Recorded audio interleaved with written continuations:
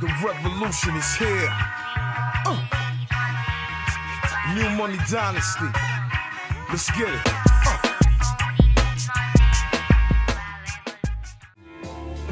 Executive producer Azariah Malone Cartagena. Baby, did I tell you how proud I am of you?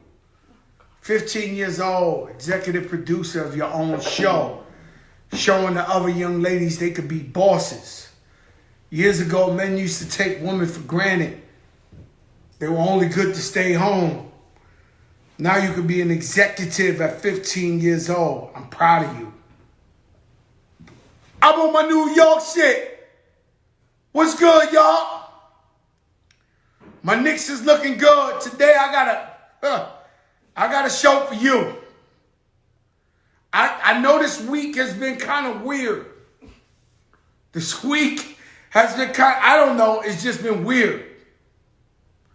I'm also going to make a promise to you, even though I look fantastic, but I'm going to make a promise to you starting Monday. I'm back on my working out, back on my no carbs, back on my celebrate this weekend.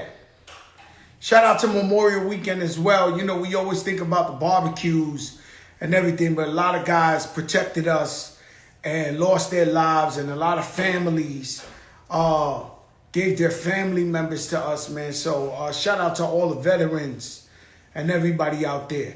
D.M.X album in stores now. I mean, on your phone now. That'll let you know how old school I am. But it's on your phone now. Exodus. I told you the album was a classic. Don't know if you believe me. Some of you start thinking that I'm going a little crazy. But I haven't heard an album from A to Z. This real hip hop. Did you hear the song with Bono? It's real hip hop, but it's Bono. And so dinner yesterday was great. You know, I didn't realize, you know, I never lied to you guys. And so when I told you I was home for a year straight, I was really home for a year straight. And so one of my best friends, one of the things I enjoy the most is having dinner or lunch with Nori and his wife. And I noticed this week alone, since I've been home, I had dinner with him 3 times. And we do it, and we ain't got to post it, but I love my brother. And it's one of my fun parts of life is going to dinner with Nori and his wife. Nuri, boy, he's getting to the bag. I told you Exodus was a classic. Y'all don't want to listen to me. If you listen to me this time, you just don't listen to me when I talk to you about Khaled and everybody else. And so tonight we got a hell of a show. Okay? And it should be action-packed. It should be bigger than life. I know this week has been a little bit weird, but we're going to pick up the temperature in a major way. And oh yeah, the letter to his son, the record with Alicia Keys. I mean, D.M.X album, if you ain't got it, something wrong with you. It's a classic. There's just no way around it. It's just a classic. You need to support that. Right about now, my Knicks is putting on a hell of a show. And I see the ATL. The ATL out there, they supporting their team, legendary. Me, I just don't like to be an abuser or privileged. So I made sure I ain't go so that people could enjoy the seats and the garden and everything. And so I see all the rappers in the ATL. And so I just try to let everybody enjoy themselves and just watch the games with my daughter here. She's a Miami Heat fan. Shame on me. But she got to see my Knicks winning. Her Heat, y pobrecito, not looking too good right now. We the biggest show in the game. A year and 4 months going. Vaccined up.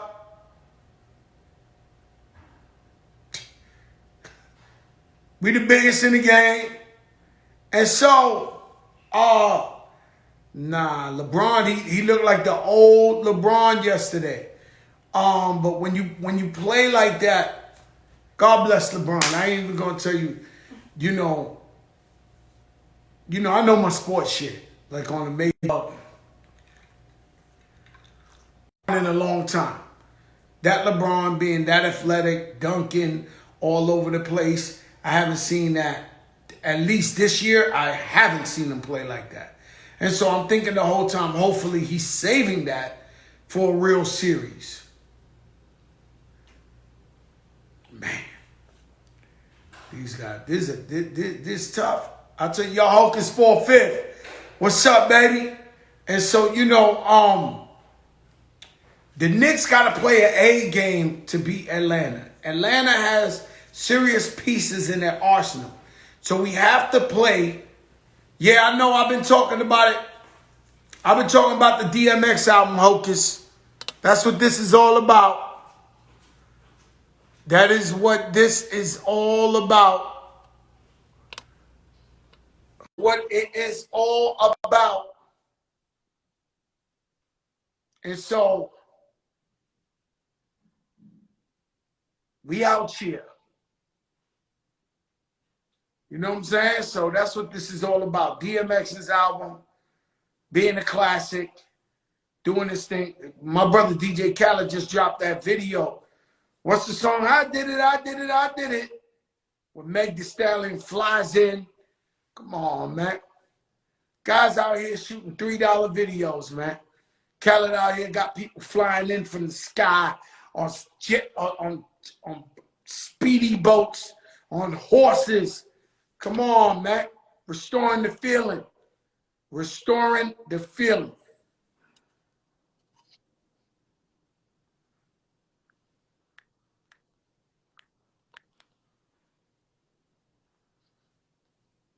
Boy, I tell you, these people gonna kill me.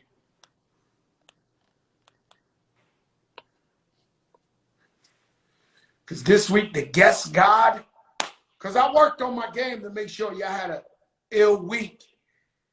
It's just for some reason, Ben Crump was stuck in the White House. It's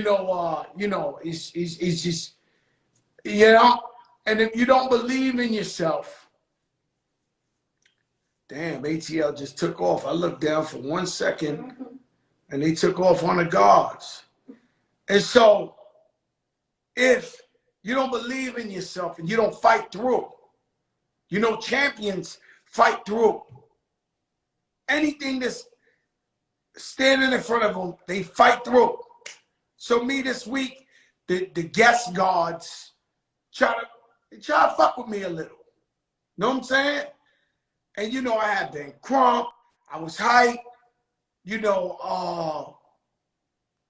Natina, I'm waiting for your guy, Natina. I keep sending requests. Shout out Def Jam in the building. And so,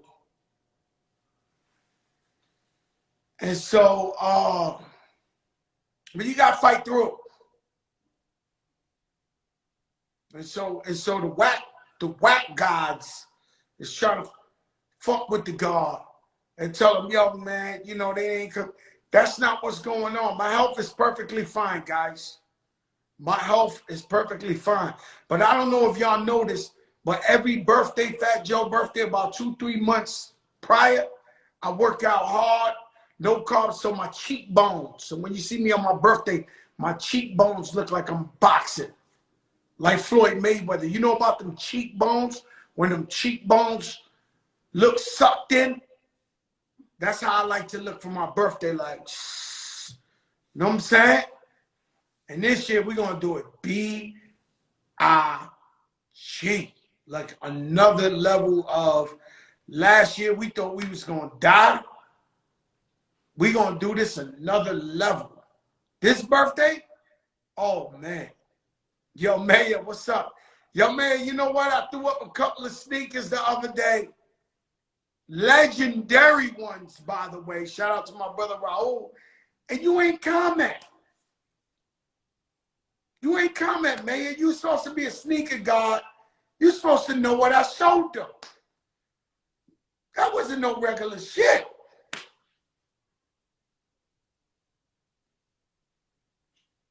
Happy birthday, OG Andy boy. He said I forgot his birthday. I am much, much sorry for that. OG Andy, OG Andy. He does all my graphics. He supports us 1,000,000%. I'm so sorry. Yeah. I must be crazy. I thought I threw up the fire. I threw up some Jordans that only Jordan got. Hello? I mean, what do you want me to do, man? And so we live once, man. So we got to give him hell. What Mayor said. I just added to the greatness. Your man, good man. Let me tell you something about Mayor, boy. I'll tell you, all my friends, man. Y'all, somebody's at the door asked. You know, a lot of my friends, thank God to my brothers and my that they got money too. You know what I'm saying? You know, like Khaled, he can abuse. Khaled pulls up in the 600, in the Global 6, the convertible Maybach. He can really rub it in. You know what I'm saying? But, you know, a lot of my brothers, thank God, they're in a good position. And so I could post sneakers, he could post sneakers. I could post a watch, he could post a watch. That's great. That's how we all supposed to be eating, doing well. But, you know, yes, I'm watching the Knicks game, guys. I got eyes. I'm talking to you, keeping you on focus about the D.M.X album. Today we have Swizz Beatz coming on right now to talk about D.M.X. Shout out my sister, Mary J. Blige. Mary J. Blige is always beautiful. And she got a star, was it? In front of the Apollo Theater. Looking like Mary. Mary different, her swag, her style. Mary like the dawn of female singers. Come on, Randall, go up. Damn, man. Go up. You know, every time I go to the ATL, I always wonder why I don't live in the ATL. I love the ATL so much. You know, it's never been a time whenever you ever go to these places, wherever you visit, and you say, damn, I'm supposed to be there. I love the ATL. Not today, because I'm all about my Knicks. But let me see this guy, man. I don't know, man. They testing my patience, everybody. They testing my patience. But you don't get great. You don't get great at nothing. You don't get phenomenal at nothing if you don't fight through. They try to stop you. Well, the Knicks can't stop Trey. Well, yeah. Fat Joe, the coach, would stop Trey. Fat Joe, the coach, would stop Trey. Yes, I would. He wouldn't be coming in there like that. Number two is they will be doubling them and well, let the whole team beat you. Not Trey. That shit back in the day shit, somebody coming up in there scoring 40 every game by himself, wilding out. That don't happen no more.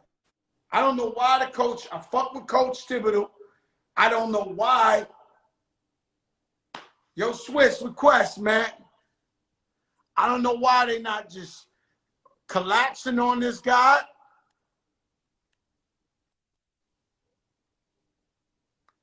I don't know why they're not collapsing on this guy. Yo, Swizz. The biggest show. Wilson, what's up? Hey, yo, Swizz, man. My brother, congratulations on a classic album. Thank you, man. Thank you. Yo, Swizz, let me tell you something. I don't lie to the people. I can't. I've never seen it yet. Yeah, you could be my brother, and it could be all right, and it's all right.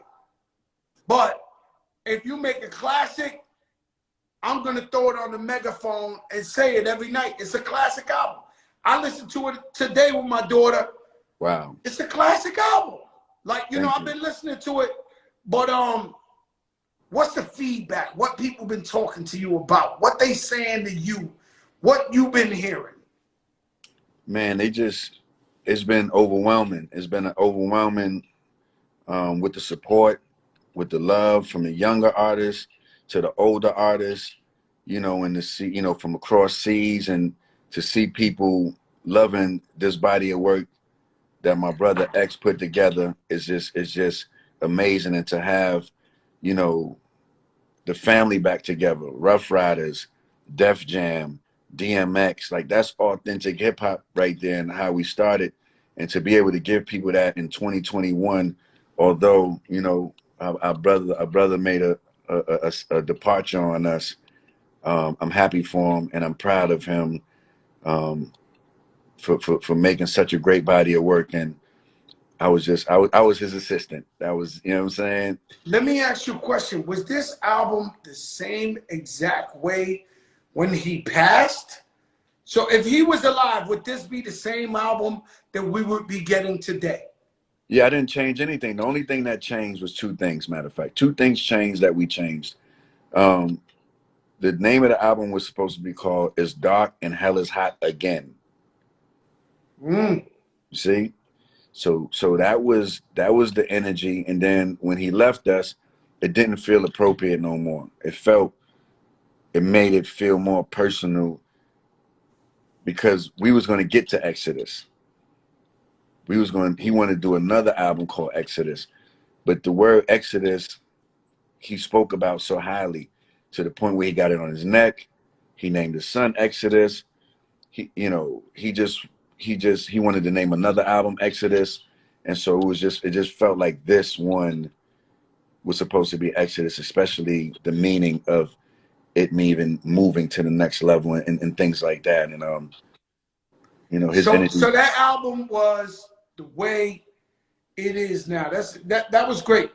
What Except happened with for one more. Yeah, there you go. You about to the get to Pop it. Smoke feature? Because a lot of fans are asking me why Pop Smoke ain't on there. Could you break down to us what happened with that? Yeah, I think that well, I know what happened. They used the verse. You know, they used the verse, and so we had to let it go because they used the verse on something else.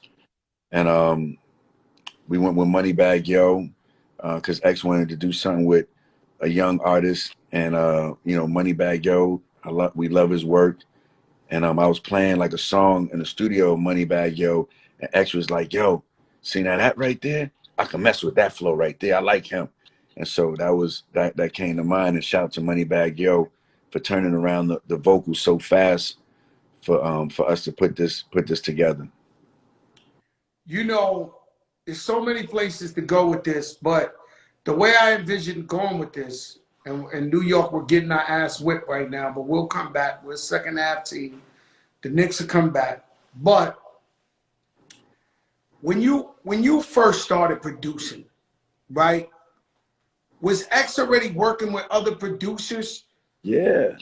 So you came after, like he like explain it to me, because I know you gave him his biggest hits, but I know you was the little nephew, Yeah. and you trying to get in there, Swizz. You trying to, they working with everybody, but you like, yo, I got something. You trying to like, yo, Unc, let me in. I'm the future. How did that work out at the beginning with you and you getting X's attention and D and Y's attention to in a sense bring you up from the minor leagues? Well, you know, it's always harder for the family member that's close because you got endless access to him, you know, or her or them. And but for me, I just knew that my time would come. And I love the work that he did with Dame Grease. I love the work that he did with PK. I love the work that he did with Irv Gotti, you know, but I also love the work that we did together. You see what I'm saying? And, you know, it was different relationships. X had different relationships with all of his producers. It wasn't we wasn't in the same room making tracks, other than like maybe never. You know, like everybody had their own energy and zone with X, which I respect. You know, and all of the other producers that worked on X, from Dr. Seuss, Chad Elliott with Born Loser. You know, it was so many producers that helped set up X way before me. And I love that. You know what I'm saying? So So respect. he dropped off before you, and then you came on the scene and started giving them that fire. Yeah, because before X album, I did Cameron's album, the song called Glory with Nori and Cam. I had Band from TV was out as well. I had some Flip Mode Squad out with Busta. I think Tear the Roof Off was out before that, before we jumped off Major League 2. Oh, so you was heating up, and then you was like, yo, X, let me get in there with you. And then it made sense. X, very, very confusing, right? Because, you know, X, everybody could relate to him because he felt like your brother, your cousin from next door. But yet and still, he really is this major, major, major, major superstar. And so it's crazy to me, you know what I'm saying? Like, just being around X, I always knew he was a major superstar. Like, I'm watching him do Summer Jam and the next day, and then we just talking on the block. And in his own head, he thought he was a regular guy. Oh, did he know he was a superstar or a regular guy? He didn't care about no superstar shit. You know what I mean? We used to talk about robbing the superstars, and he never really wanted to be in that category. X was a certified humanitarian. You understand? He was a certified humanitarian. You know, his philanthropic work, I never seen it before. You know, he gave way more than he received. And could you break down to me like what he did for people and stuff like that? Because I've never heard it. Yeah, I'm sure he did, but could you like could you break that down for me, because I've never like specifically heard. I watched X. You know, my brother was struggling, like even from this part, like my brother was struggling, and he let the world know he was struggling with an addiction for a long time, right? And even on Letter to My Son, he says, I don't know what you thought about my use of drugs, but it taught you enough to not use the drugs. That's right. Big bars right there. Big bars. That man helped so many people get off of drugs and not do drugs. It's unbelievable. If they was to just do a story of the people that he helped, which he would never talk about, by the way, he would never talk about those people because he did it from his heart. He didn't want no shine from none of the work that he's done. You never heard X doing interviews about who he saved and how he saved and who he helped. That wasn't his vibe. You understand? I watched that man take his clothes off and give it to a homeless person and be in his boxers, socks. You understand? I watched that man take shoes off his feet. I watched that man pray for other people when he needed the prayers more. I watched him feed other people before he would eat. I watched him love other people way more than he loved himself. He wasn't into no materialistic shit. He wanted remote control cars, four-wheelers, and to play pool. He wasn't, you ain't see X on no jets and things like that.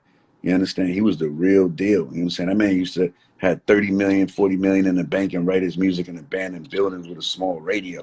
You know what I'm saying? Well, I had to go find him.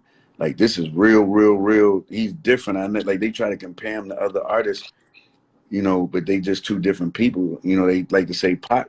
The only thing that compared to Pac is they both had bald heads, but they was two different people. Trust me. You know what I'm saying? Like, Pac was a master in his way, and X was a master in his way, and it was both amazing. And you know, I know a lot of you guys, I know he had his struggles, but I know you never gave up on him, Swizz. And the people know that. It ain't just because I'm your brother. I know everybody would. Like you know, you would out of nowhere be like, he could be locked up. You be like, yo, get ready for the dog. The dog's coming. Like, I mean, he almost made you feel like a superhero when you had your big bro with you. Like, you know, the thing that's beautiful about you is that you always had his back no matter what. Yeah. And I know because Pun died early. I know he was my brother. I know I put the album together right after he passed away to get it out there. And shit was just moving. And I got into a real dark space after Pun passed. Have you, because he passed away, you did the funeral, the greatest funeral ever. A president never had a better. We're going to come back to that. That's the greatest funeral ever, okay? But have you had time to relax yourself? Because have you sat down by yourself yet and absorb what's going on? Nah, you know, that's why I got these shades on, and it's that nighttime because, you know, I got to be behind these shades because I'm hurt, I'm crushed, and this is real. This is not a play around thing for me. This is not a promotional thing for me. This is my best friend gone. And as far as the support that X had, and you know, I might be the most visible person, but you know, my uncles D.M.Y always supported X from day one, whether they talked about it or not. You know, X had a foundation of people that he could always count on, you know, and he believed in that.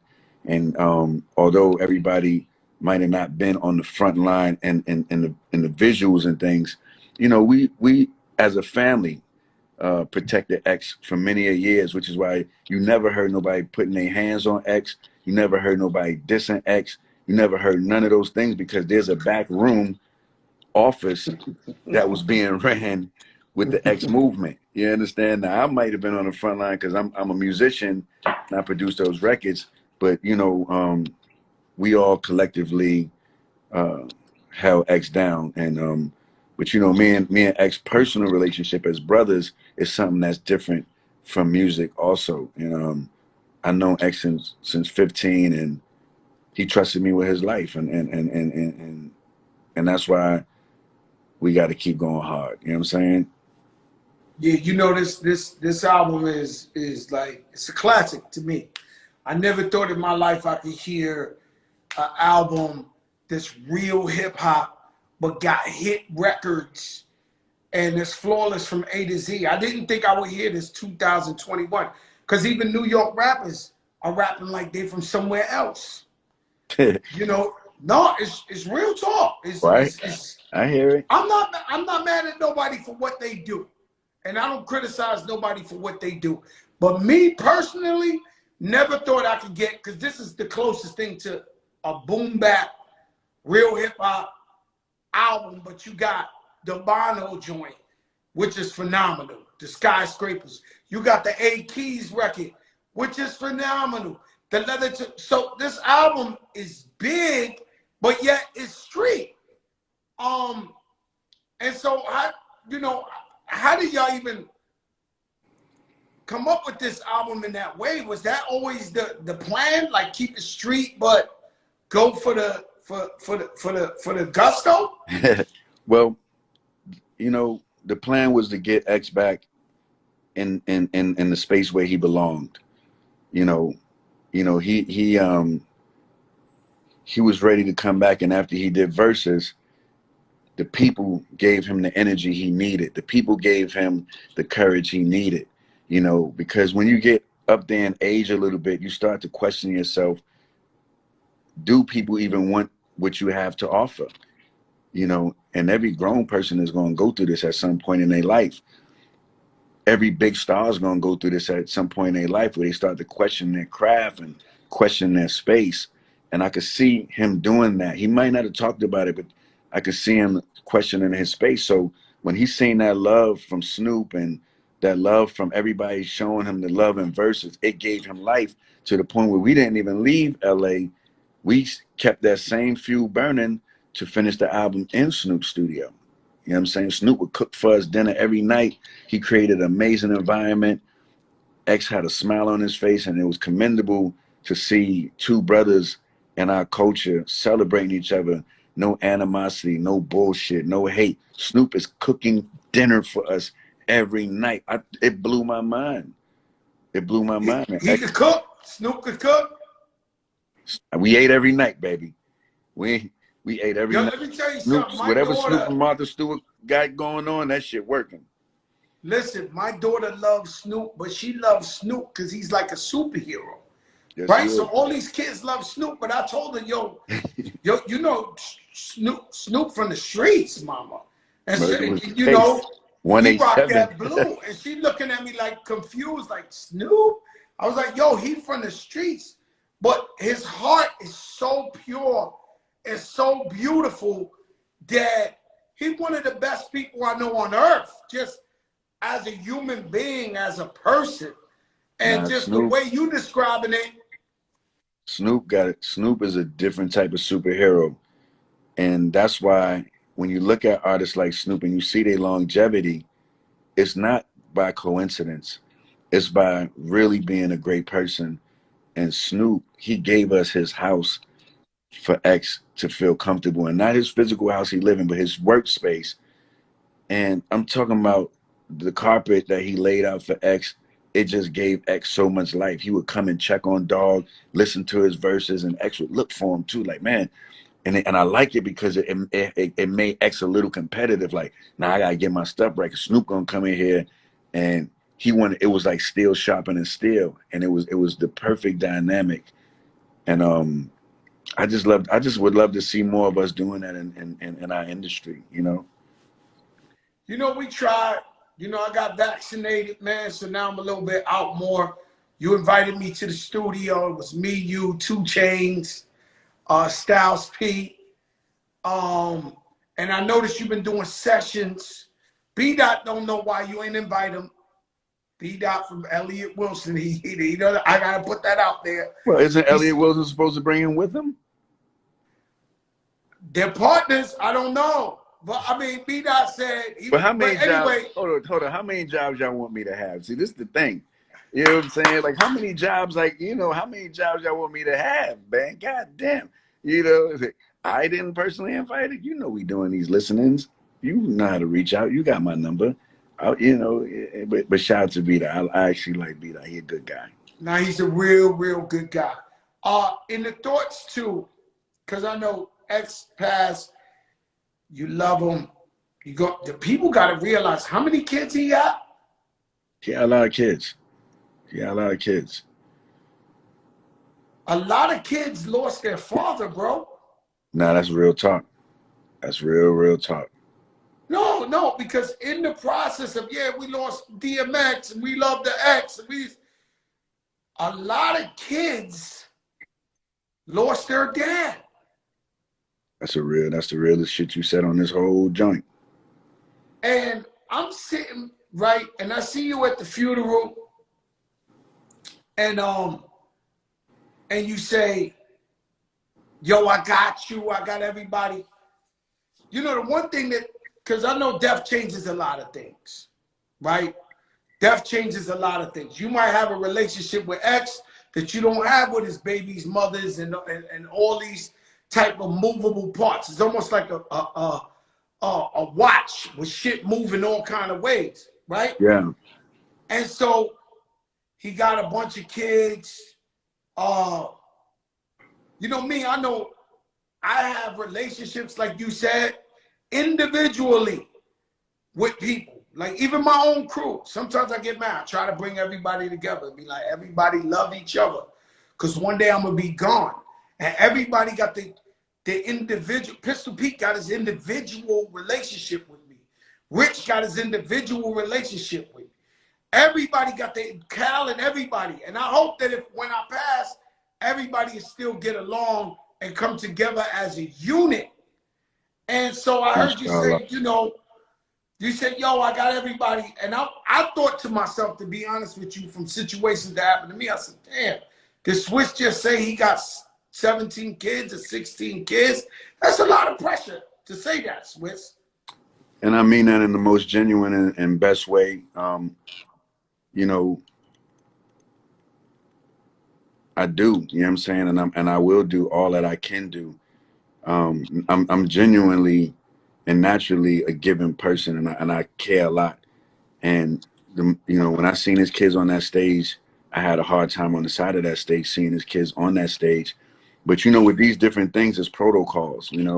there's estates, there's lawyers, there's, you know, I can't sort out everything. You know, I can't. You know, there's processes that everybody got to go through. You know, but as far as like everything that I can do, I've been taking so many phone calls, but this is stuff I've been doing though. This is not like new things to me because my brother's not here. We've been doing this. This has already been we've been doing this. You know, X is one of the best dads I know. You know what I'm saying?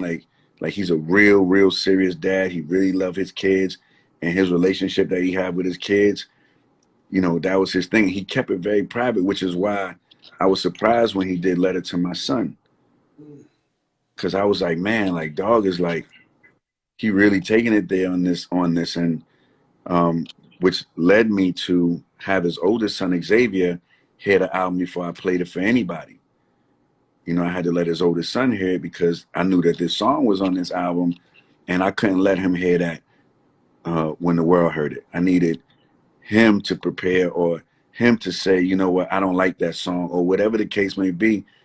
I had to give him the respect, and I played the song, and the young man was super honorable, and I was so proud of him because he started clapping. And although his dad might have been giving him a little bit of hard words, like I seen him really loving who his dad was, and I just seen love in his eyes, and it made me feel real good. And he was happy about the project, and I offered him to play guitar on that song because he's a great musician. And he was like, Swizz, you know, the whole project is masterful. I think my dad work is done on it. Like he didn't want to touch it out of respect. And I really respect that, man. And you know, shout out to Xavier, man. He's grown up to be an amazing young man, and I'm so proud of him. And shout out to the entire Simmons family. And once again, my condolences go out to the entire Simmons family and anybody that's affected by my brother's by my brother being gone. Let me ask you a question, right? As far as the funeral, right? This was the greatest funeral I've ever seen. From riding his body to the Barclays, the bikes with him, the flowers in front of there, the X flower in the front. Everything was, I knew Kanye had a sprinkle in there when I seen the lighting and the thing. And I just said, man, as much as you going through, who took the time out to come up with it? This was amazing. This was flawless from A to Z. I mean, could you tell me some of the people that were behind the scenes with this funeral? Because I'm telling you, this is the most legendary but shout out funeral I ever seen. Shout out Nori, he's on the check-in. Nori, I think Wild was trying to check in too, but you know, as far as the city shutting down, you know, we got a lot of respect in New York City. You know, all the boroughs. You know, we got chapters in every borough to the point where every highway was shut down for my brother. Shout out to all the Rough Rider chapters, and shout out to all of the zones that, you know, they made those phone calls. You know, DNY's like, yo, we shutting the city down for our king. You know, X is our king. He's our brother, and we got to go really big with this. And so, you know, the funeral was a joint effort with many people that love X. You know, once again, it wasn't just only me. Shout out to my brother Kanye West and the Sunday service. You know, he did a selfless act with that. You know, he paid for that stage with his own money. You know, he connected with. Wow. Hold up. That's a Joker moment. Yeah. I don't know if y'all said that anywhere before. Yeah, well, that's a Joker moment. So Kanye West paid for the stage, the lighting, the Sunday service. He paid for the Sunday service. He wouldn't let nobody else contribute to it. He brought the Balenciaga. He brought the Balenciaga shirt situation, collaboration that gave the family, you know, over $1 million. Him and X had a great relationship based on Sunday service. X preached on his Sunday service about 3 times. I saw that. Yeah, and they just had a relationship. So, you know, it was only right that X was carried out that way. And, you know, Kanye, it was 2 seconds. You know, he showed up and showed out. He got anything I ever felt Even the red hat, everything got erased that day. He got 1,000 points that day. You understand? Anybody got a problem with Kanye, they now got a problem with us, because what he did was ultra stand up. And King, I love you for that. And that's real honorable and respectful. And it came at a time that, you know, it was much needed, you know. So that's, you never know who's gonna show up. And that's the things that we got to focus on. Who's gonna really show up? Because, you know, but when I say show up, I don't mean show up. I mean show up. You see, because the difference is everybody posted my brother's passing, right? It's the news of the day. It's the tragic of the day and all these different things. And I see everybody post that. But now imagine if those same people posted this album that he got out right now. Imagine they posted this album cover. Imagine they went and got this record. Like, imagine the magic that we can make. You know, so like that's what I was saying, like in my speech, like, don't love me for real. Love Dog for real. Love Joe for real. Don't love me when it's convenient and you can get a blue check or a cap next to it. Don't cap with me. Don't cap with us, because we put in real work. X put in real work. He's a real legend. He's an icon. Rough Riders is icons. Fat Joe's icons. Like, love us for real. Don't give us that thing. It don't even make sense to do it for 5 minutes. Like, if you're going to do it for real. Be about it the whole way. Yeah, you know, with this social media, man, people clout chase deaths, they clout chase illness, they clout chase, you know, this I have like a secret like list of like celebrities that I watch them swarm to anything that's this, and I just stay quiet about it, but they like clout chase all situations. I seen everybody, me personally, the minute I saw his album cover, I post. Everybody start posting. Just like today, I woke up today to post D.M.X. Nobody got to ask me. Nobody got to tell me. But, you know, we got to fall in suit. Everybody got to, you know, today I knew the show would be about X.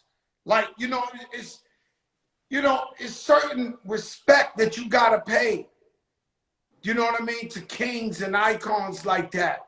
And anybody who truly does matter posted D.M.X. You know what I'm saying? I've seen the biggest and the best posting that album and all that. And you are right. When we all form Voltron, you know, when we all come together as one, the word gets out there a lot, much more. Yeah, but even not on a, like, the celebrity level is one thing.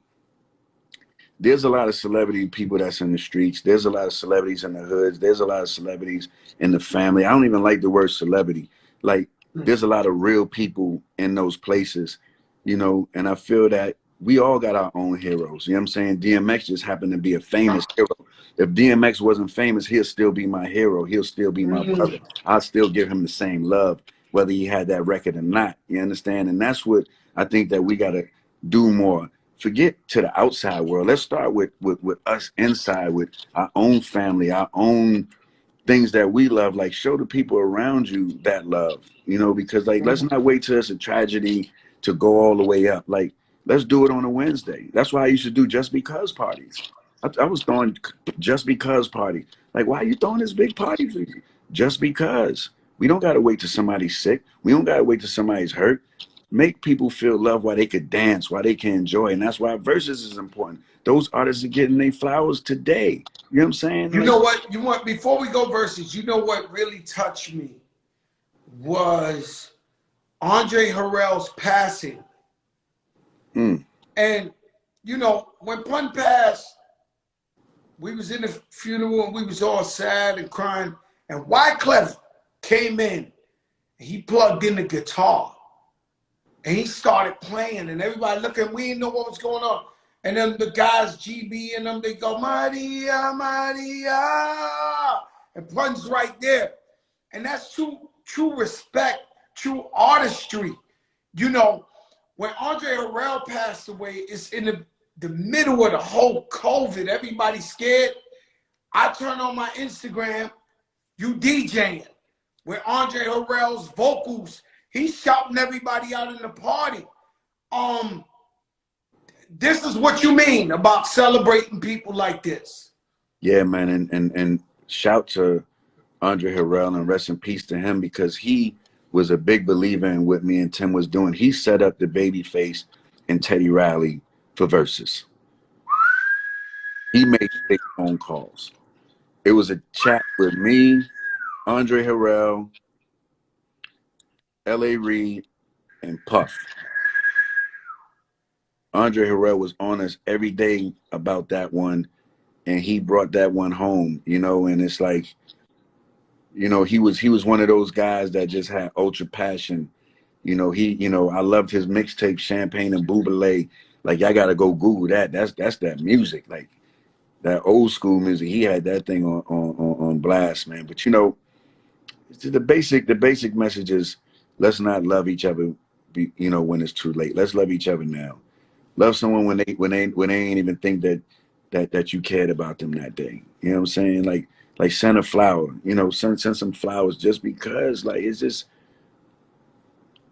I don't know, just do one good thing a week. Just start light. You know what I'm saying? Just call one person a week that you ain't speak to in a long time, you know? Because like we can't wait till these moments because we can't get this time back. And that's one thing that I learned with this is I can't get my dog back. I can't get the time we spent together back.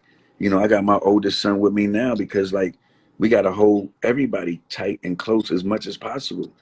You know, it's a You know, this world. COVID showed me to enjoy the air.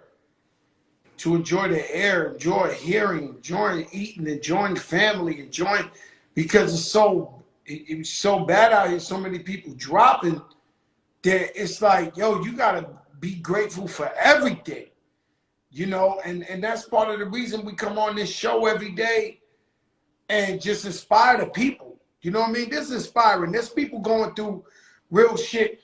You know, my interview with you today wasn't going to be it was going to be about real. It's about reality, life, brotherhood, and inspiring the people. Sunday, you go at it again with Timbo the King, my other brother. I was nervous the first time. I'm nervous the second time. What is going on with you two guys? Y'all want the beef again? Y'all want the smoke? I'm always for all the smoke, but I can't lie. Like I'm in X mode 100,000%. You know what I'm saying? Like I don't got my playlist ready yet. I don't have nothing ready yet, but I'm a motherfucking get ready. You know what I'm saying? I'm gonna get ready because, like, you know, like when me and that brother started, we didn't know that it was gonna be what it is today. You know what I'm saying? That's crazy because me and X ain't know that, and me and Tim ain't know that. D.M.Y. and my uncles, you know what I'm saying? They didn't know that. And it's funny how life works. You know, the universe is a very special place, especially when you're in tune with it. But we gonna go crazy in Club Live on Sunday in Miami. So y'all gonna do it live in the club in front of everybody? In front of everybody. That's the Joper moment. So this is gonna be the first time it's done in front of everybody, thousands of people. Za za za. Yeah, I gotta be there Sunday. You I'm sure? gonna pull up. You sure you know that? Nah, I'm gonna pull up. Za za za. Za za za. But you know, everybody that's watching, Joe is a Timbo fan. He didn't think I could survive Timbo the last time, and I don't blame him because Timbo is a very dangerous man when it comes to this music stuff, man. He's iconic. This man produced the best. When them Aaliyah things start flying at me, boy, all I could do is act like I produced them with him. And then, you know what I'm saying? He hit me with that za za za. Yo, let me tell you, when you come with that, what's the Rihanna joint when she starts singing in the air? She starts singing. That's when I'm like, oh shit. I forgot about that one. You just reminded me. Thank you. That first battle, you saved that for a crucial time. Ooh. And you dropped that, and it was like, oh shit. But let me tell you the difference, though. Huh? The difference between last time and this time is time. We had 5 hours last time. I can't play 3 hours of music this time. I got to cut out 3 hours of music. We got 2 hours to do this. 20 joints. That's a Zaza. Listen, man. Listen, man, that's going to be one. Now you got the club factor. So now you got to think of the crowd. Now you got to think of what. It ain't just. Look, Tim in the chat. Tim like, we ready. Oh, no, Tim don't play that shit. You know, Timbo's the king, man. What you want me to do, man? Timbo, you know what I want you to do? You know what I want you to do? What? I want you to show your ass up the verses and get this smoke to somebody. That's what I want you to do. Yeah, man, not too many can stand next to me, Swizz. I just need somebody who's, you know, I wanted 50 Cent. I wanted somebody that, you know, I don't want to just do it where it don't make sense. Yeah. I want somebody to line up to go because, you know, I got anthems, man. My shit #1 in the whole Europe right now. My shit #1 right now. So you can't worry about nobody we bring to the table then? Yeah, but, you know, everybody got their own, you know, characters and, you know, they just got to be the right. But the hits, you can't curate the other side. You got to curate your side. Yeah, but we want the real shit, man. We want that.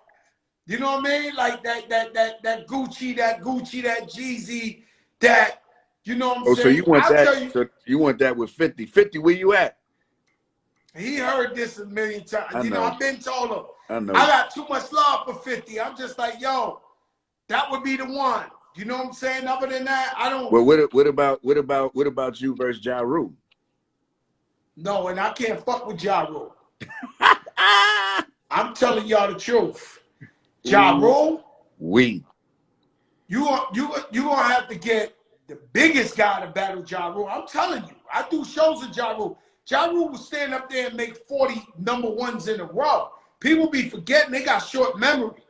I'm not getting cooked on verses. Like Ja Rule will, you know how you say, yo, I need that 20? Oh, he got a 20. He got a serious 20. That's not a regular 20. You got a serious 20. So how we picking the people? Like but my shit, you know, we want the steak well done, like how we want the steak.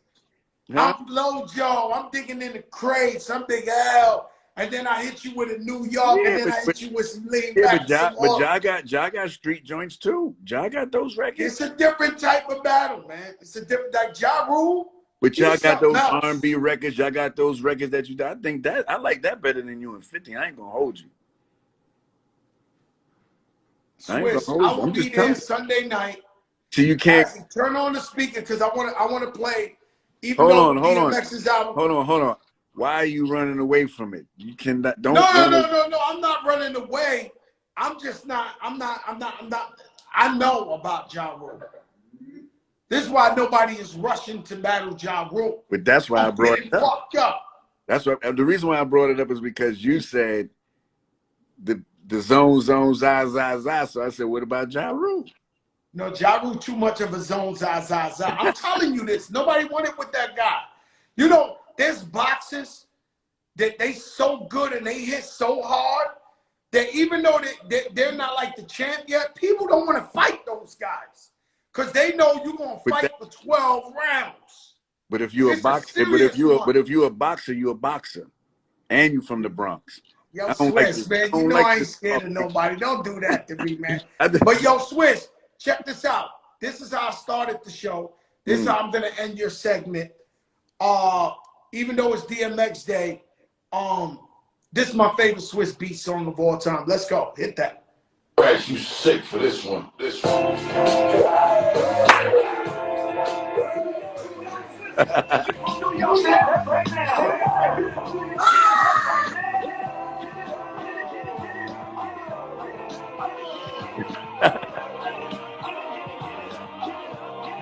Jesus. I'm on my New York shit. Back to the back on my New York shit. I'm on my New York shit. Since with the shorts on my New York shit. I'm on the train on my New York shit. Yo, Exodus is out right now. Classic album from A to Z. Yeah. We're supporting Rest in peace, D.M.X. We'll never forget him. We're going to keep the same energy now, and 10 years from now, we will always uplift the dog. And the thing that's most special to me about the Rough Riders as a unit is the loyalty and the brotherhood. And nobody could divide you guys. You guys have always been together. And that's what I admire most about the Rough Riders and the Rough Rider family. Well, you know you loved and you family inside of the Rough Rider family for years. And you know, and shout out to everybody, man. You know that support our family. You know, this was started by Y. This was started by D. You understand? They provided something that was an amazing movement, and I'm happy, you know, to be a part of it. I'm a small piece of it. You know, they gave my brother X a chance, and everybody was loyal to everybody. X was always loyal to the R. Even when he started Bloodline Records, he had an R chain on his neck. You know what I'm saying? You don't see people do that. You know, like X was never for sale. You know, he was just one of the most loyal people that I ever known. You know what I mean? And we need more of that. You know, and shout out to everybody doing all the murals out there for Dog. Some of them murals don't look like my brother. I ain't gonna hold you. You know what I'm saying? I ain't gonna hold you. Some of them joints. And you know about that art. But I appreciate that you took the time out to do it. You understand? There's no bad way of doing art. That's your expression. You know, but you know, the thing that I love about, I'm gonna close up with this with you, because I know you gotta go. The thing that I like about this record is that X embraced his age. You know, he embraced that he was 50 years old. He was happy with it. He wasn't trying to run from it. So a lot of people, you know, wanted X album to be like shoot him, kill him up the whole way. X wasn't on that no more. He was like, yo, I don't want to shoot up and kill everything on every song, which is why we start off with the Jada Kiss and we move into a different phase, you know, and he gets to work with Bono and, you know, my wife, Alicia, and, you know, he switched it up and on the song with Marvin Gaye and Snoop. He wanted to show a different side of himself and embrace where he was at today. He didn't want to go all the way back in the past. He wanted to be 50 years old, doing great music, you know, so he ain't want to shoot up everything no more. Like it got to come. Man, this album is amazing. Yeah. And shout out to Alicia. She sounds amazing on that album. And she really took me as a journalist to another level when she kept her word and came on the show and embraced the big show. Don't think I don't know. She took me to another level. When people say, well, who have you had on your show? I said, well, I had Alicia Keys. Woo. Woo! Jesus. My brother, I love you, my brother. Yes, sir. God bless. Yes. I'll talk to you. I'll see you Sunday. Keep it tight. I'm going to keep it tight always. Bye-bye. Boy, this guy's crazy. You heard from him. Swizz Beatz, the one and only. Living legend. The man. Play that song, Ass. Come here. Because I'm going to use the restroom 1 second because this Wild Cherry Pepsi got me. Mama, but don't go nowhere. Don't go nowhere. It ain't over. This is a mega night. A mega night. Get him right now.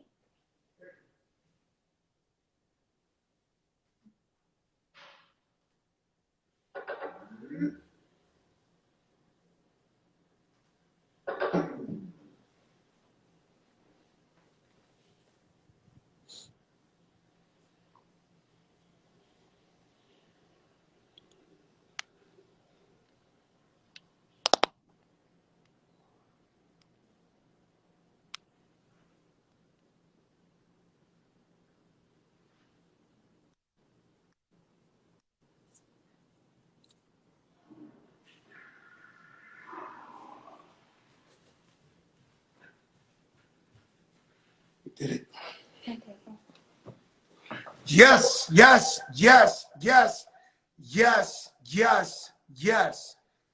Swizz Beatz. You heard from the man. Huh? Yeah, we're losing bad. No, well, again. Oh, he's on the floor. He's shooting. Jeez. Yes, this is a mega night. D.M.X album is out. I'm trying to double up on y'all. Shout out to my brother Ted Smooth that usually rock right now. Y'all, y'all, Swizz, you gotta stop, man. You know. Y'all, Swizz, there you go. There you go. Attorney Ben Crump. I'm sending the request. Attorney Ben Crump. America's. There he goes. Don't play with me, guys. Don't play with me, guys. Tonight is action-packed. I sent the request, Mr. Crump.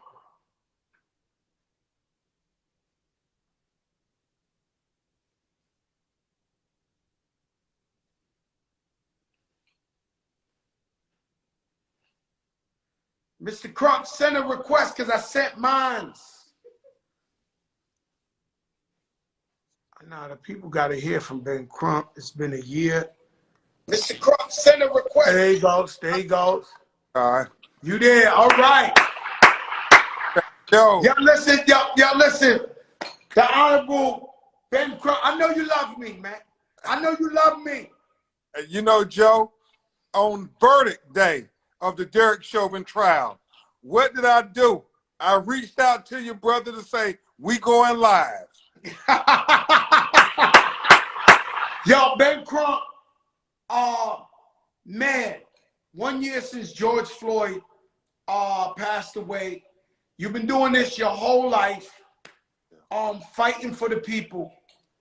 Do you think we're gonna get this law passed, the George Floyd law passed?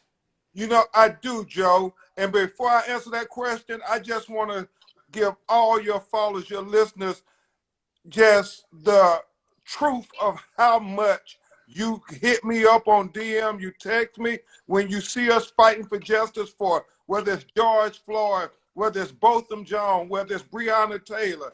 You're one of the realest brothers out there, and I'm so grateful that we have that connection where we can talk about this real, and that's what we'll do tonight because I think this law is going to pass. It's been 57 years since they've had meaningful police reform on the federal level in the United States of America.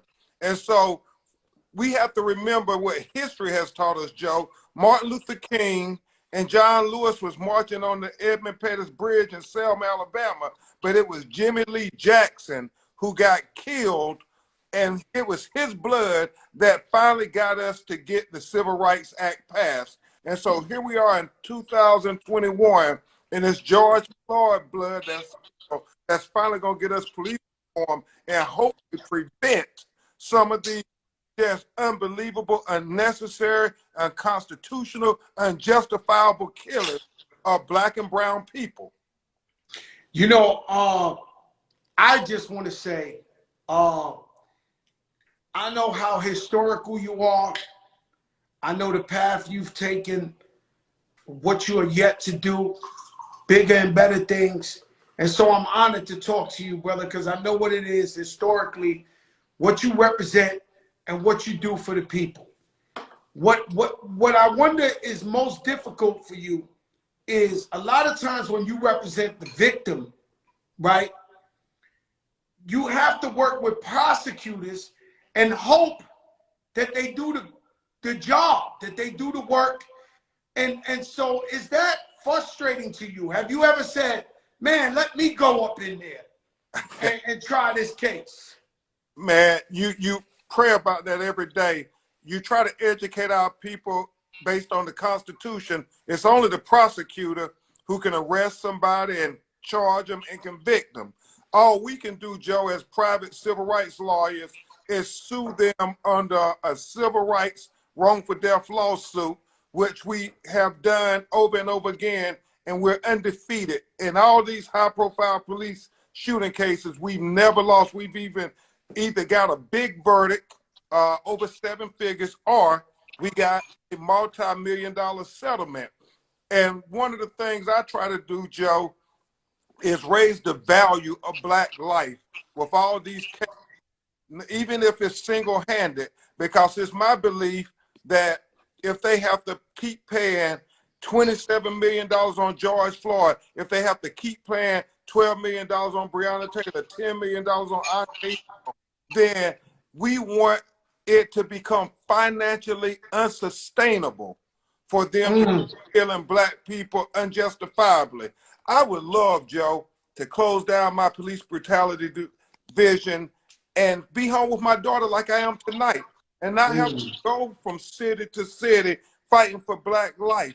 But until we get people willing to step up, then we have to do it. And it's not a popularity contest. It's not for money. You know, I have 14 officers around the country, and we do very well, but we do civil rights because I just cannot be blessed by God with this legal education and this law degree and sit on the sideline where they keep killing our people. And so it's the prosecutors got to be held accountable, but also we need every black lawyer doing civil rights. We need every Hispanic lawyer doing civil rights. It can't be just about the money. You know, Ben Crump, when I look at you in a strange way, because you know I'm a creative guy, and I look at you almost like a time traveler, right? Because we know we got to know where we coming from to know where we going. Yeah. And for some reason, I feel like you've been there, right? And so there's sometimes you give a press conference, and as you're representing the families, there's so much pain in the black community that some brothers and sisters might even scream louder than you. They don't have the mic, but they outside, man, F the police, yo, they killing up.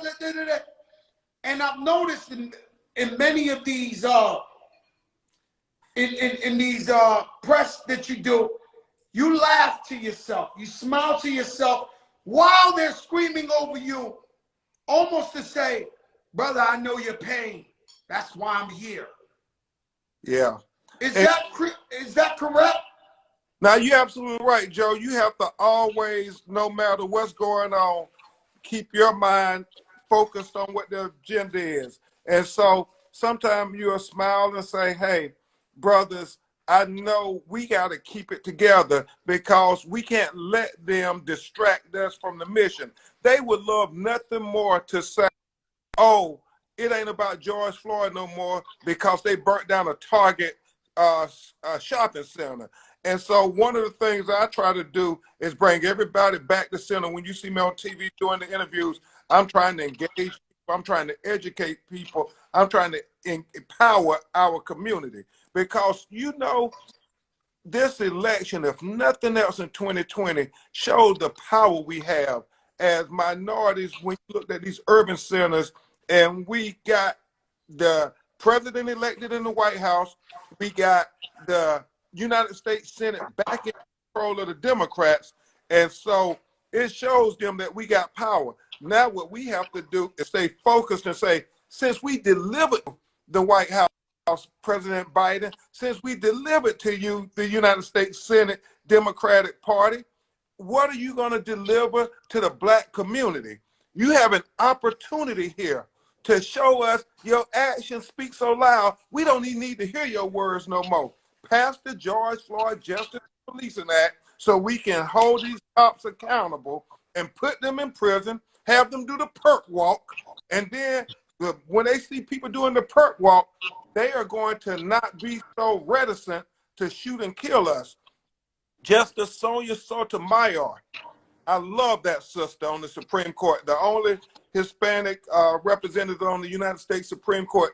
She said that this shoot first and ask questions later when it's minorities makes the Fourth Amendment ring hollow. The Fourth Amendment is our protection against unlawful searches and seizures and taking of our bodies.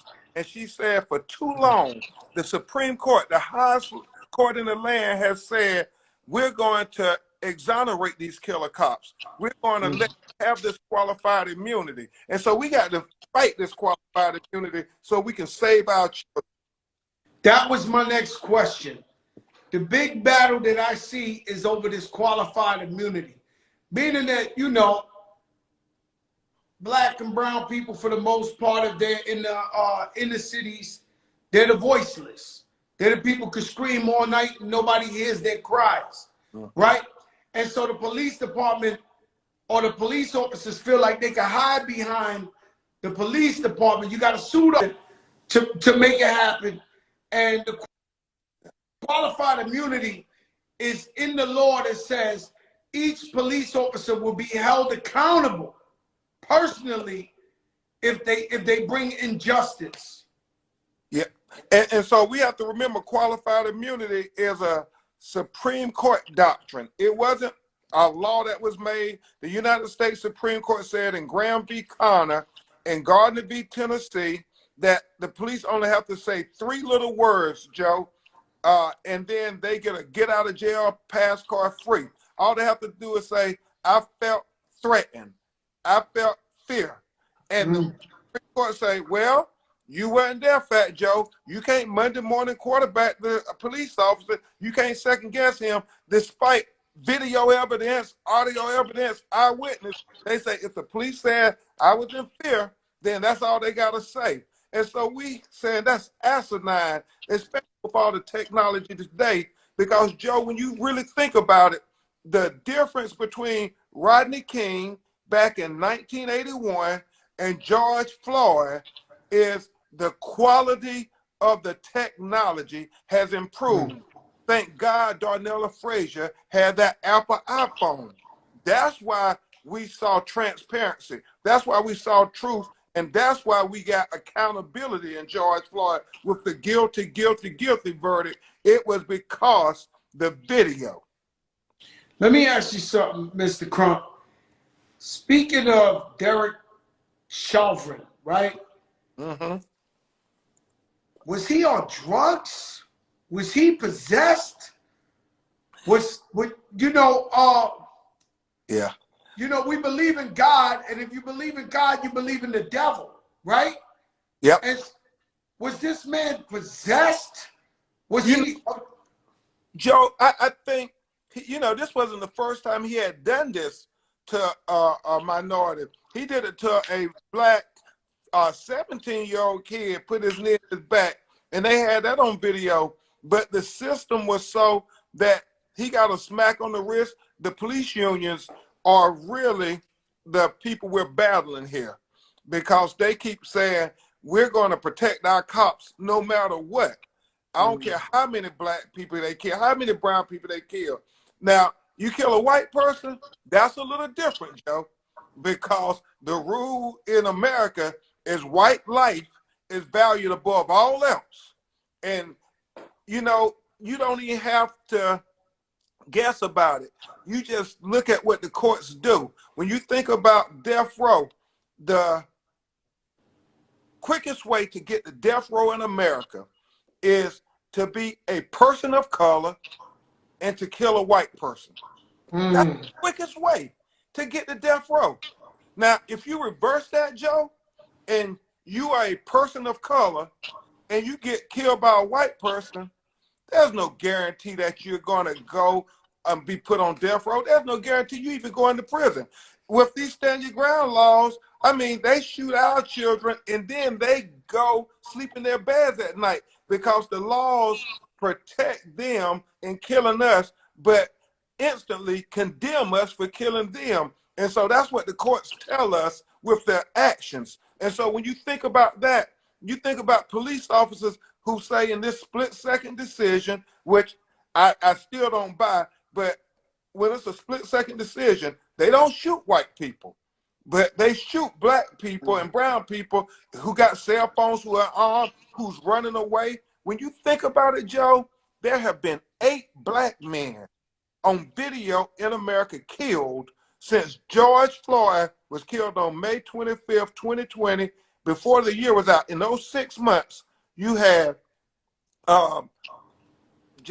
Jacob Blake Jr. in Kenosha, Wisconsin, running away from the police, got shot 7 times, grabbed him, shot him. You have Anthony McLean in Pasadena, California. Literally, Joe, ran out of his shoes. When you see that video, you're like, my God, the brother wasn't posing a threat. He ran out of his shoes trying to get away from the police. They shot him twice in the back. Then you got Trayford Pellerin in Baton Rouge, Louisiana. Ran back. Joshua in Texas. Ran shot back. You got ran. You got the brother in Atlanta, Georgia. Ran shot in the back. I mean, if you see this, I don't know what it is about a black man running away from a white America that is so dangerous that they have. In my book, chapter 2, I say the police don't shoot white men in the back. It happens so that you never hear about running away, Joe. It's almost like a cliche. Every day it happens. You know, Mr. Crump, you know Spike Lee, I have the honor of being good friends with Spike. Spike tells me that from 400 years of slavery to now, there is something about when a police officer puts handcuffs on a black man that even if it's decent. Look at the kid in Minnesota. The brother they shot in the car, she thought it was a taser, killed him. This guy never did a crime in his life, but he panicked the minute they threw the cuffs on him. Do you think there's a DNA linkage all the way back to slavery to now that's why they run away? Yeah, you know, I think that it is post-traumatic stress on us. I mean, it's almost like any black person, when those police lights come behind you, I don't care who you are, how much money you're making, what zip code you live in, what degree you have, for a second in your subconscious mind, you think, could this be it? Oh, could yeah. this be it? And so it is there in your mind, is the police going to kill me, or are they going to brutalize me? Are they going to arrest me for a trumped up charge where I now have these handcuffs on me? And when you put those handcuffs, it is one of those things that takes you back, that they can violate my constitutional rights, because that's what history has taught us. Not what the Constitution has said, but history has taught us that they can violate our constitutional rights. They can put us in jail, wrongfully convict us, and so forth. And we always have that in our mind. And so after you deal with that over and over again, they have a term for it now in academia called racial battle fatigue. And literally, when you're a young black person growing up in the neighborhood, every day, you know, you get up, you go out your front door, there's a target on your back. And so racial battle fatigue. Racial battle fatigue. And so, Joe, we have to keep educating our people, brother. That's why I so appreciate you using your voice, because it's not enough for us to say, oh, we just gonna have a good time. It's great that we have good times, but there are times when we have to talk real talk, because our children's lives depend on it. And every chance we get, we have to reaffirm to our children that we love you, that we will stand up for you, that we will speak up for you, that we will fight for you, that we will die for you. And our children got to know that. It can't be something whether they question when they say Black Lives Matter, do they really believe it? No, our children got to know it by our action. And so that's what I continue to say. We got to fight for our children until hell freezes over. And then after that, we got to be ready to fight on the ice, because that's how much our children got to know we love them and believe them, because this society is going to over and over tell them that they're not valued, that they are not worthy, that they have nothing to offer to society, that they are detriment on society, that they are drag on society. That's what they tell our children over and over again. So it's up to us to reaffirm our children every day by standing up for them. Man, that's a beautiful thing, man, and I believe in that wholeheartedly. You know what I mean? Standing by our kids, standing by our community. Yeah. I told a story the other day here where I was like, you know, I'm in my friend's house. He's cooking, He didn't have an ingredient. He said, yo, I said, I'll go get it, supermarket, but I didn't take my license. So I'm driving to the supermarket. I didn't know the cop pulled me over, right? He takes me out the car. He puts the handcuffs on me, right? He sits me in the cop car. The first thing I notice is either I'm getting bigger or they made these cop cars smaller because my knees is touching my head, right? But what was disturbing to me, because it's been a long time since I rode in the back of a police car, was the cop was listening to Ku Klux Klan radio. Yeah. And so they listened to the things they were saying on the radio. I didn't know this exists. Yeah. And this a police officer is supposed to protect and serve and take care of you, and we paying their salary. I couldn't believe, hopefully in the computer, he found that I had a license, he let me go. But I was disturbed with the stuff I was hearing. And I'm like, damn, this guy plays this every day. Yeah, and it's so deep, man, because they did these studies and found out how many people, these police officers, have affiliations with these white supremacist groups. And we saw it play out, Joe, on January 6, 2021. I mean, a lot of the police officers were very sympathetic to those white supremacists who were talking about take our country back. And these are the people who are supposed to be protecting and serving our children, our people in our community, but they're talking about take our country back. They really don't think that Fat Joe should be a platinum selling, award-winning multi-millionaire. In their mind, no, we got to take that back. And so we have to fight against that and say, no, we built America. I mean, if anything, you all should be thanking us, not trying to talk about this your country. And what I always try to say, I try to say this our country, because I don't want to do to them what they try to do to us.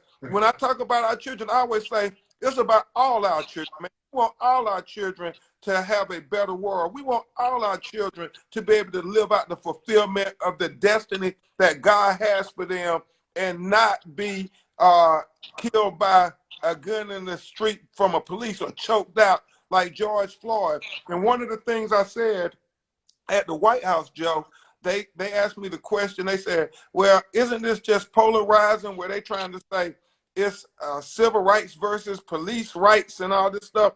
I said, no. We can't say that. It can't be about this is about their civil rights issue or police issue. This is an American issue, this policing in America, and we got to solve this issue together, because we know the reason it hasn't happened in 57 years is the people on the other side of the aisle, they just keep saying, no, we got to protect our police because they put their lives on the line. And we're saying, well, hold on. Y'all killing 1,200 civilians a year, a disproportionate number of them minorities, and only 100 police officers at most get killed a year. Why are we saying your life is more valuable than our lives? Why can't it be all our lives are valuable? And let's fight to protect, to make sure the officer go home, but I damn sure want to make sure that my son, my brother, everybody get home too. You know, maybe because I don't want to say I'm more woke, or maybe I'm older, right? But we go back to January 6th. Today, the Republicans voted to not investigate. How do you storm the Capitol, kill 5 people, and so we seeing this happen to us right in our face? This is broad daylight. This is not hidden.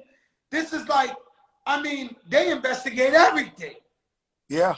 And they're saying, nah, we don't want to investigate this.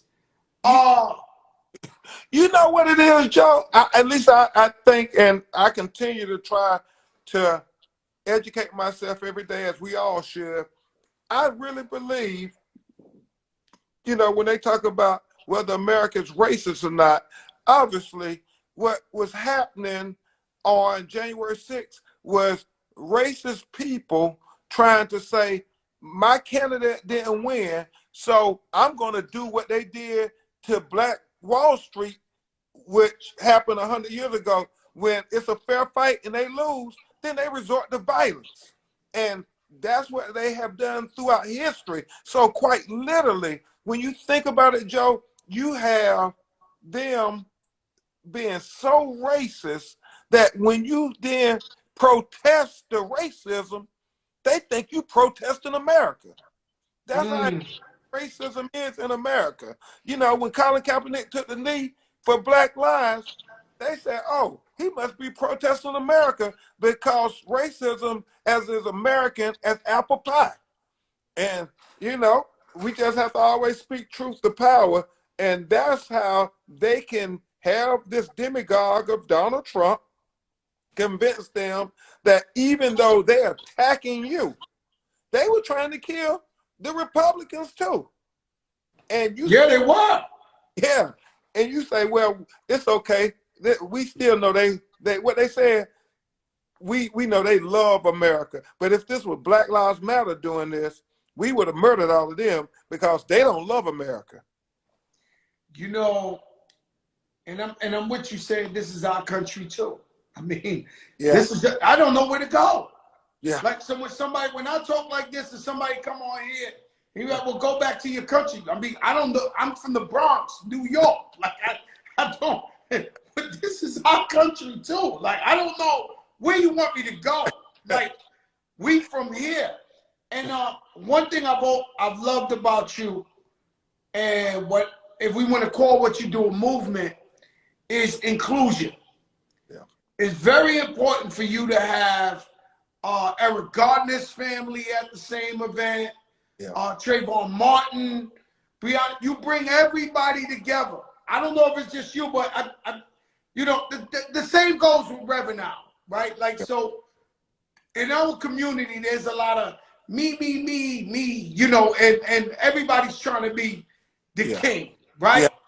And with you, I see you bring Reverend now, all the civil rights, people who came before you, the young people coming after you, the Trader Truths, the Mysons, the Tamika Mallory's. You bring them all together. Yeah. And it's very important to you for inclusion. Why is this your thing in your DNA? You know, Fat Joe, I believe that it's all of us have a role to play. That's why I'd be so excited to talk to you, brother, when we talk about these civil rights cases and issues. You, people like Jamie Foxx, I call and give me advice, and I take it and I say, I don't know if Joe took no legal classes, but that was a good point he made. You know, and I say, you my co-counsel, man. We in this struggle together. And like my personal hero, Thurgood Marshall, he said that it's going to take an army of us. It just can't be Ben Crump. It got to be somebody like Ben Crump in every city fighting against this systematic racism and oppression that has been in America for 400 years. And it's a war. And we always have to look at it as a war because they get up. And if you didn't think it was a war, January 6, 2021 shows you it is a war for the soul of America to say that we got to make them hold up to the Declaration of Independence, that we hold these truths to be self-evident, that all men are created equally, that they're endowed by their creator by all, with all inalienable rights, amongst them life, liberty, and the pursuit of happiness. And so that's why I need the Tamika Mallory's, the Trader Truths in Houston, you on the platform, LeBron James and us, we did an episode of The Shop talking about, you know, policing in America. I mean, I'm opening an office in New York, Joe, next Friday. I'm going to be at Cipriani's, what is it? Cipriani's restaurant. Cipriani's. Cipriani's. We there Friday, 6 to 9. Spike Lee will be there. A lot of people from the community going to be there. If you free, hey, you invited out, Joe? I would love to be out there. Yeah. Listen, Ben Crump, thank you for coming on the show. I love you. We love you for what you do. I know your shoulders are heavy. Like, and you can't, you don't even like, I don't even know how you enjoy a movie or something, because you're always on the scene, you're always traveling, you're always moving. Just one last question, and it's to the president, Joe Biden. I was very vocal, telling everybody to vote for him and Harris and going crazy for him. Was he talking what you wanted to hear in the White House as far as the George Floyd law? Could you be a little specific with us so we could feel like he's with us? Now, Joe, he really was, man. And, you know, politics is politics. You have to understand that. We got to get 10 Republicans to be able to pass this law, or we got to have bust the filibuster where we just say we're going to get 50 plus 1, and that'd be Vice President Harris, and they do it. They want to try to have us be higher, and this is a crazy thing, Joe. You were asked this last question, so we got to talk about it a little bit. Donald Trump didn't give a damn about, you know, respectability and governance. You know, you wanted in the Senate to have 60 votes because that is the rule that has existed since the beginning of time, until Trump and them came in power. Say, we ain't gonna play by that. No, when Obama was in power, the Republicans said, we ain't gonna play by that rule no more. If we got 51, it just say majority. It don't say no 60-40. It just say majority. And so literally now the Democrats are trying to play by the rule that say you got to get 60 votes and you got to get 10 over there. So Biden and them, they are trying to do that. But at some point, I think they have to say, hold on, if you aren't going to do this, then this situation is so crucial to the people who we're fighting for as a party and as elected leaders that we have to do this with a 51-49 vote. That's what we got to do. That's what got him to the White House. That's what he was telling us he gonna do. That's what we need him to do. They got to override it and say that's it. Yeah. Because you know what? You know why I get mad, Mr. Crump, is they always act like black and brown people can't, and I'm far from racist. Some of my best friends in the world are white, Jewish, whatever. I love them to death. I'm not scared to tell anybody. I'm pro-black, I'm pro-Latino, and I love my white brothers and sisters. So this is no racism, right? But we often say, yo, you know, it's time for the black and brown community to have their own.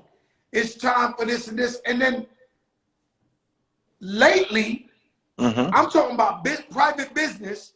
The people I've been meeting with to give the thumbs up and the A-OK for the black and brown community to move step forward are black and brown. Yeah. And they're talking, they're the ones that can say, all right, Mr. Crump, you got it, right? So I'm looking at them and I'm saying, we keep talking about lifting up the black and brown community, but you're the person in charge and you're black or you're Latino. Why don't you just thumbs it up? Yeah. Why is it so impossible to do? No, this is the craziest. This blows my mind. Like, I mean, hey Joe, you know, a lot of times, man, we try to play by the rules, but they gangster. They ain't trying to play by the rules. They trying to say, no, whatever it takes for me to win is what they're doing. And so I believe Joe Biden and Kamala Harris, they support the police reform bill 100%.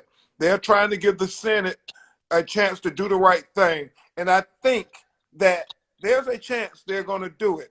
But I don't know if we can ever trust Mitch McConnell and the Republicans. You know, that's a hard thing to ask. So, well, you know, today answered everything. Today answered everything because they investigate. I've seen so many investigations about stuff that we don't even care about. And then when they talk about them, they were gonna die. Yeah. Yeah. January 6th, they were at risk. They were saying kill Mike Pence. Kill Mike Pence. Yeah.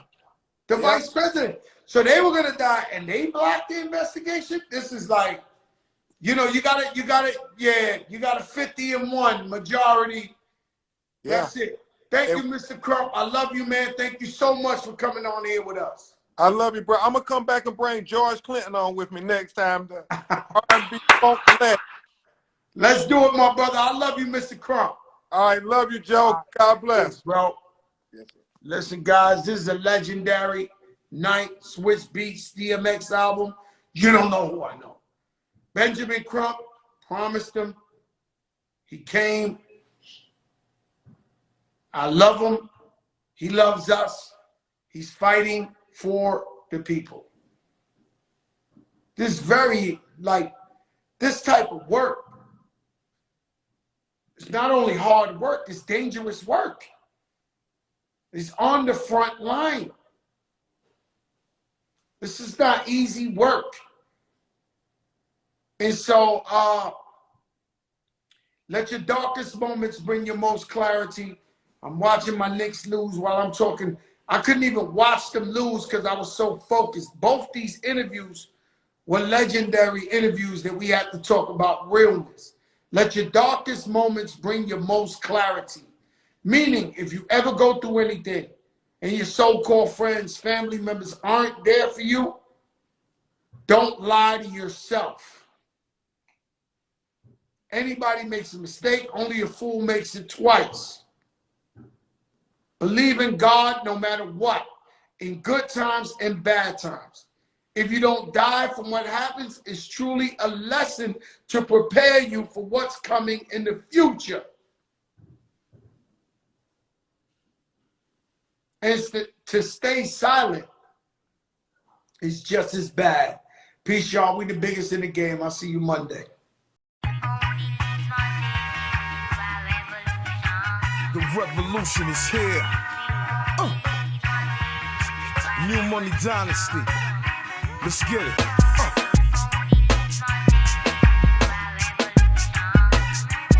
New money. Ha. Yeah. Retribution is here. Revolution they fear. Real rap is back cause they polluting our ears. Yo, I can't take this shit no more.